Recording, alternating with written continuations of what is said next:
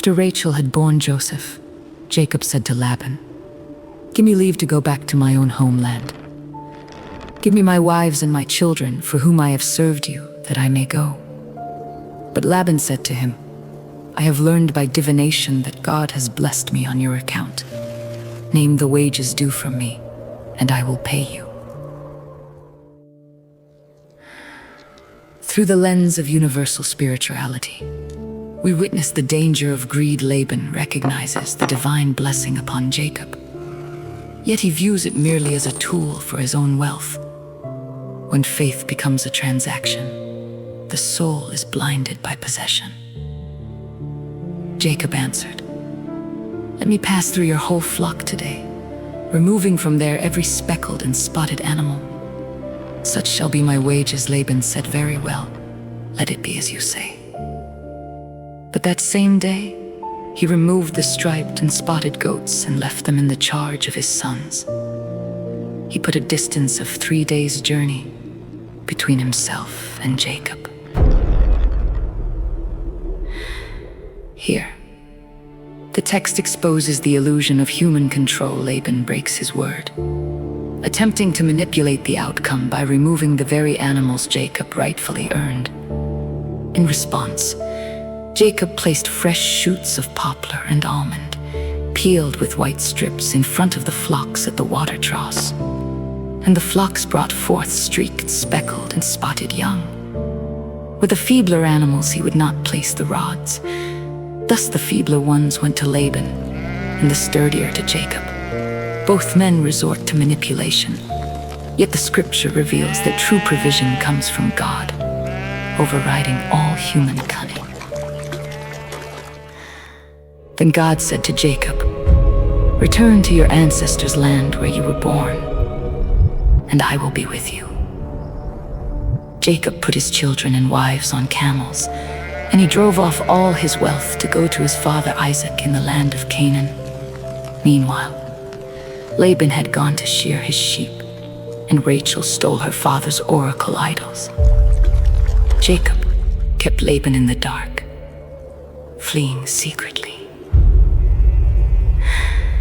The journey to true freedom is often marred by fear and attachment.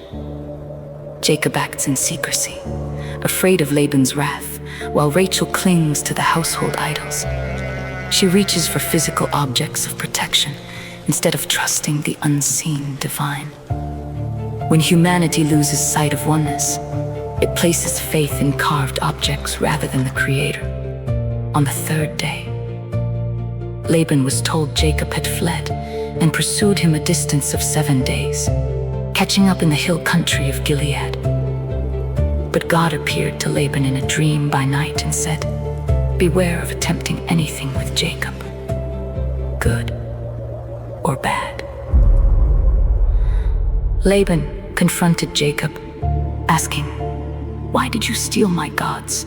Jacob, not knowing Rachel had stolen them, declared, "Anyone with whom you find your gods shall not remain alive." Laban searched the tents, but Rachel had placed the idols in the camel cushion and sat on them.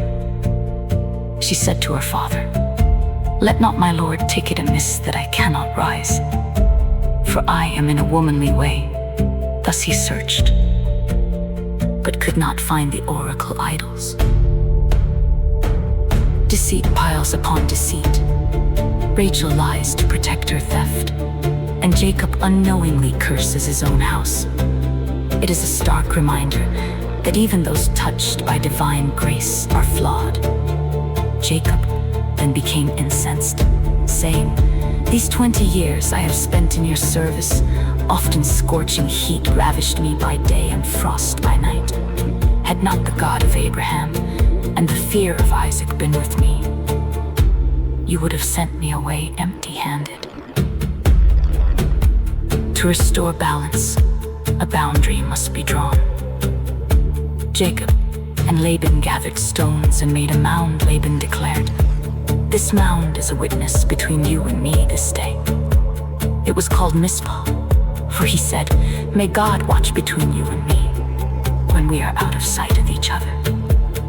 They formalized their peace, understanding that true harmony sometimes requires separation, overseen by the watchful eye of the divine. Haqq Al-Noor.